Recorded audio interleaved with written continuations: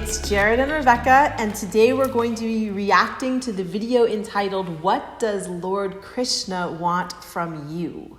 And what holiday is coming up? Janmashtami. In a few days. So this is in honor of this sacred holy day. And in this video, Swami Mukundananda talks about the difference between theoretical knowledge versus practical implementation or true faith, living the principles from a place of faith versus just gathering and acquiring spiritual information, which is much easier to do. And he is about to share some deep wisdom on that distinction and that process. Let's watch the video. I'm excited. Let's get started. If knowledge helps in creating faith, that's very good. But if knowledge itself becomes a means of pride, then that knowledge leads to downfall. I'm just going to stop it right there and say, if the video ended at that point, that would be enough to be a profound video, right? How wise is that? So often we gather knowledge and it makes us more prideful, more arrogant, less humble. I experienced that spiritually. I experienced that professionally. I experienced that politically. That the ego grasps onto the new knowledge and then gets inflated artificially. And Swamiji is teaching us that knowledge is intended to make us more humble, not less humble. And if we're not becoming more humble with each piece of information we acquire, all the knowledge we acquire, it means that the knowledge is not only useless, but destructive. Well said.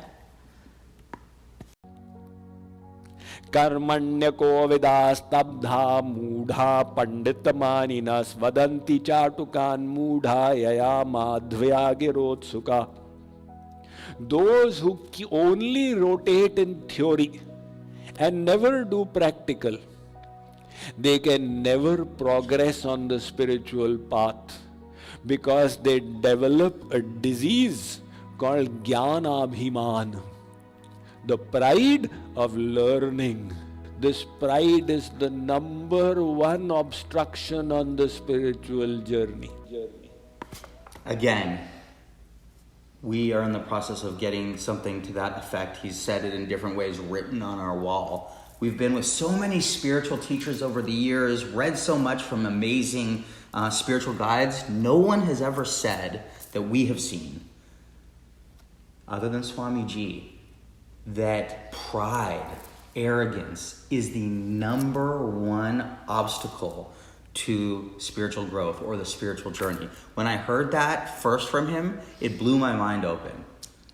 And it just was a huge, huge wake-up call, and it's really affected me since. I agree, and it's ignited my heart and my consciousness. We have a close person in our life who suffers from this, and it's easy to see it, witnessing that the accumulation of spiritual knowledge and theory hasn't actually translated into much ascension or evolution. So it's easy to identify in others, but then when you can look and see, I'm suffering from that. I'm accumulating, I'm reading more books, I'm attending more satsangs, I'm learning more, but is that translating, and am I just becoming more prideful? Oh, I've got all this great knowledge and it feels so good and I'm doing so much. Well, really, I'm just accumulating knowledge. I'm not putting it into practical implementation. I can even relate to this week and yesterday and today. You might tell I'm sick, kind of like a little nasty flu. Not COVID, I tested. And I have sort of fallen apart because of the illness. Now, I know from Swamiji the theory that suffering brings us closer to God. Illness in the body is not illness of our true self, that we can use illness to help us get closer to a higher truth in God, and we don't have to let it break us down or upset us because it's having our will be in accordance with the will of God. So let's just ride, the illness, and it's just the body and not our true self. But I forgot that. I know that piece of knowledge. I've learned it. I've heard it so many times. I've sat at the lotus feet of Swamiji and received it from him. But then when it came to implementing it this week, when I needed it the most, when I'm so ill, I completely failed. So it's a great example, just very relevant to this week specifically, of accumulating the knowledge, but how about putting it into practical application? So failing our way to success, that's what we know in terms of the science. Just because I failed this week, I'm not going to go on a downward spiral. I'm not going to think that, I shouldn't be on this path, but this is very relevant. I will say, beloved, that what you just displayed, though, is pure humbleness, which is what Swamiji is teaching us and has been teaching us over the last 2 years since we first found him or were delivered to him. And I can say that you're not only the most amazing non-guru I've ever met, most amazing person I've ever met, but in the last 2 years since we have become devotees of Swamiji, you have become significantly more humble. You were already humble, but you become even more humble, and what you just did was a beautiful demonstration of that humbleness. Okay, we're going to go back to Swamiji, but I can't tell you how much that means to me, and now I have it recorded.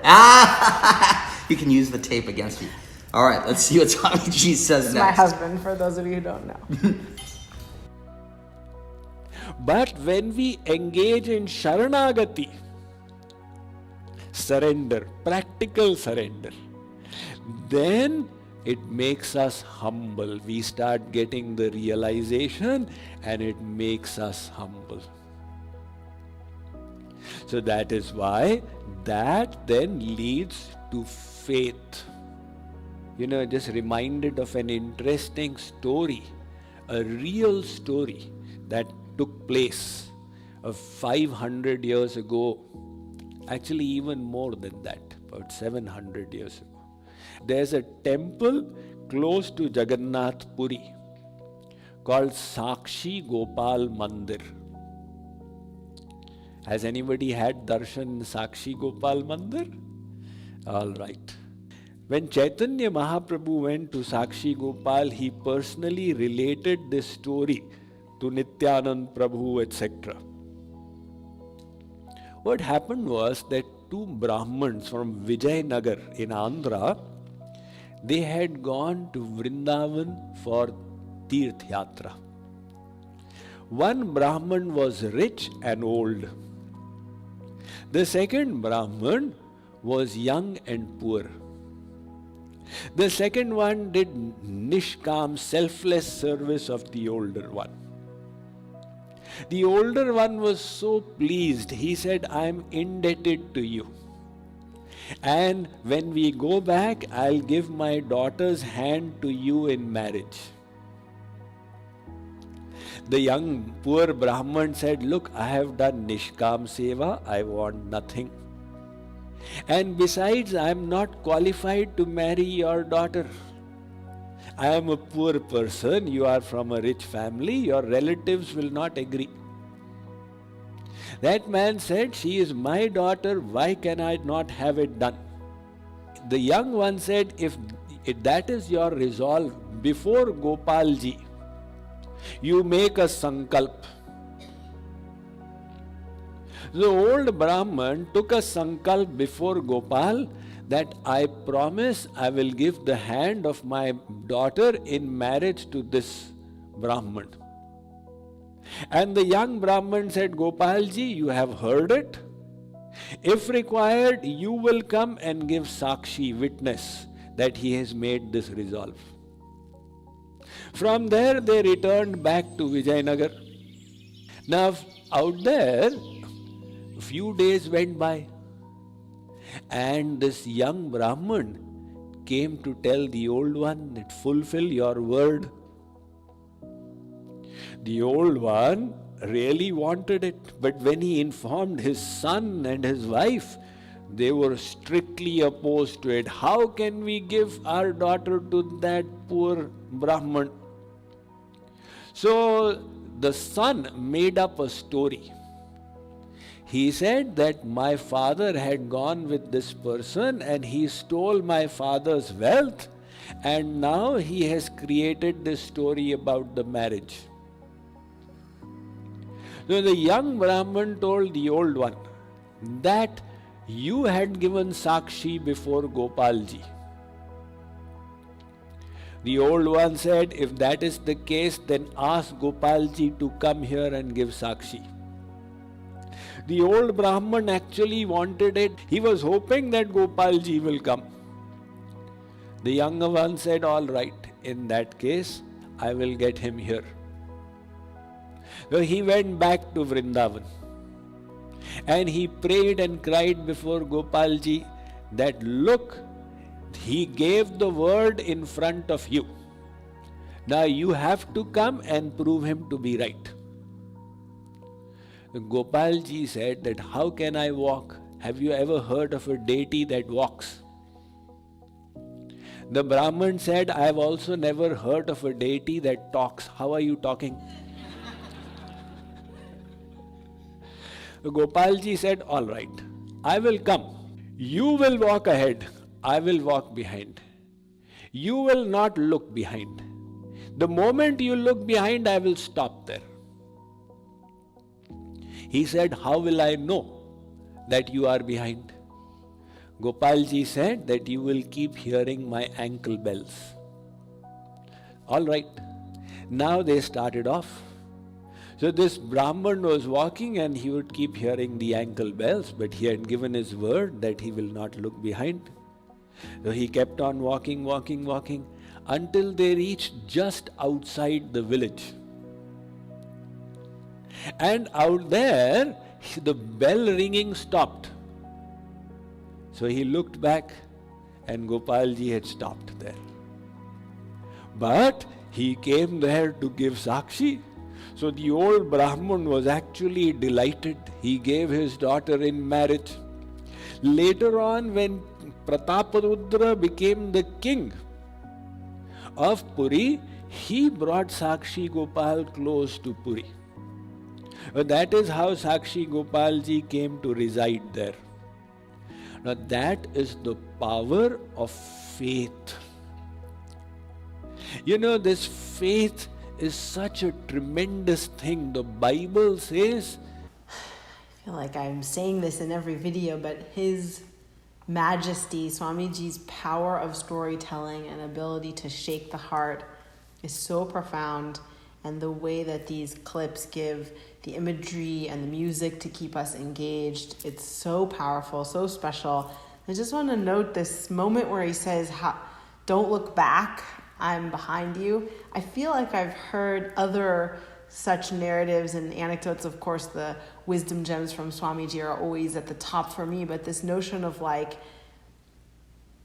you have to leap and the net will appear, you know, kind of trying to help us understand the true nature of faith is not checking over your shoulder, and really remembering that when you have that surrender and that ability to invest fully in the notion of being a little part of God, that then you can even have a deity walk behind you, but there has to be that exchange of surrender and faith. They're not just going to get constant confirmation. I feel like the Swamiji, of course, is going to give some clear applicability. He's going to go on, but just for me, the applicability is this notion of, I want to see my faith manifesting. I want to keep checking, oh, it's there, it's right, is it there, is it there? My limited human mind and my ego, I think that's what it wants to see it, and then I think what I do is I sabotage halfway. I go, oh, are you there? And then of course the process gets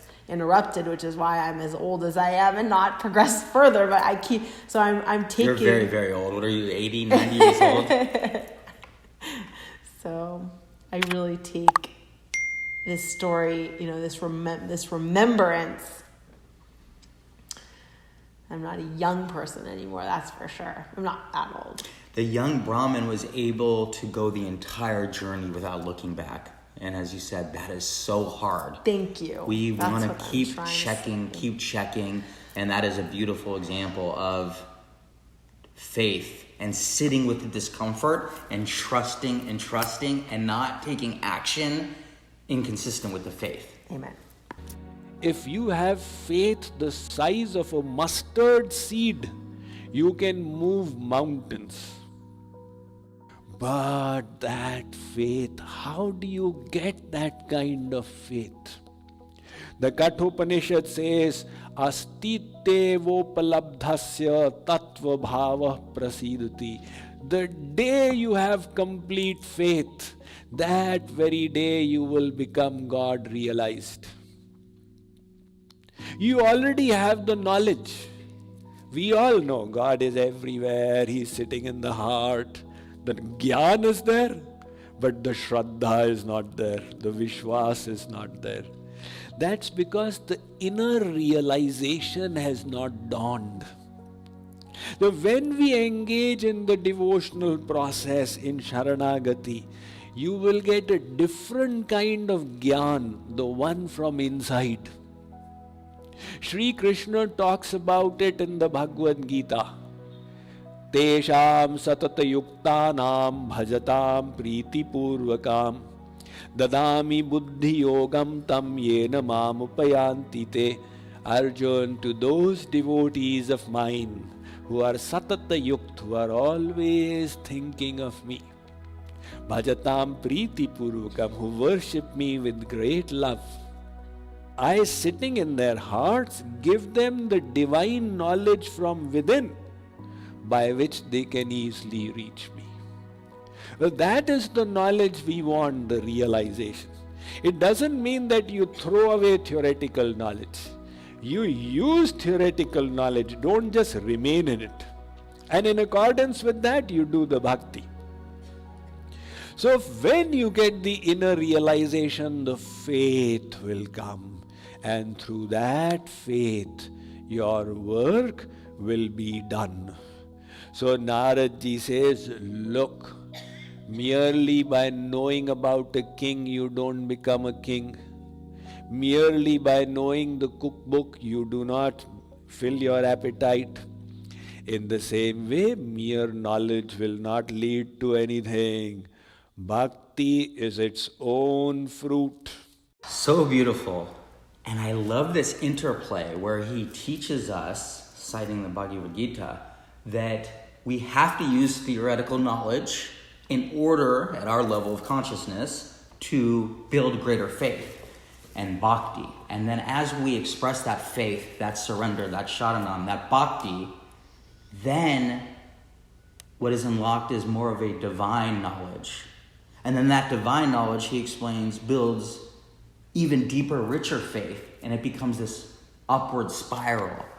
And I love that because he's helping us honor Gyan, honor theoretical, material knowledge that we need in order to build faith, but also he's making it very clear, don't just rely on that knowledge. That knowledge is not the end, and it can again lead to pride and ego and arrogance, but it also can be a boon towards bhakti, which can actually build deeper faith. So he's laying out the path. He's laying out the path.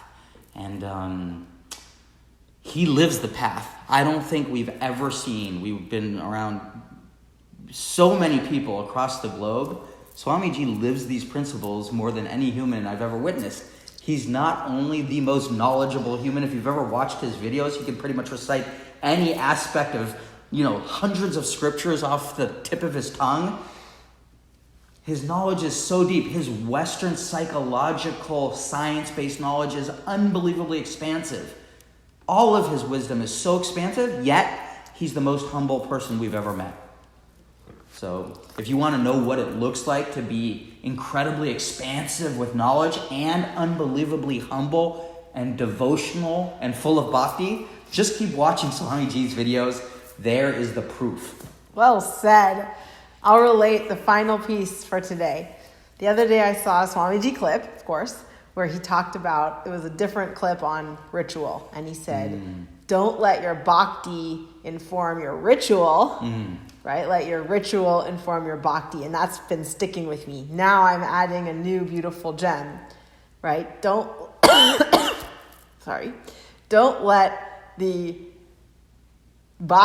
let your faith inform your knowledge and just grow your knowledge. Let your knowledge that you gain grow your faith. So we really appreciate that you're watching and sticking with us. Do all the things, like, comment, subscribe, and Let us know what else you want to hear, and we'll see you guys again next week. Thank you. Have an amazing week of increased knowledge and increased humbleness and increased faith, bhakti, and devotion.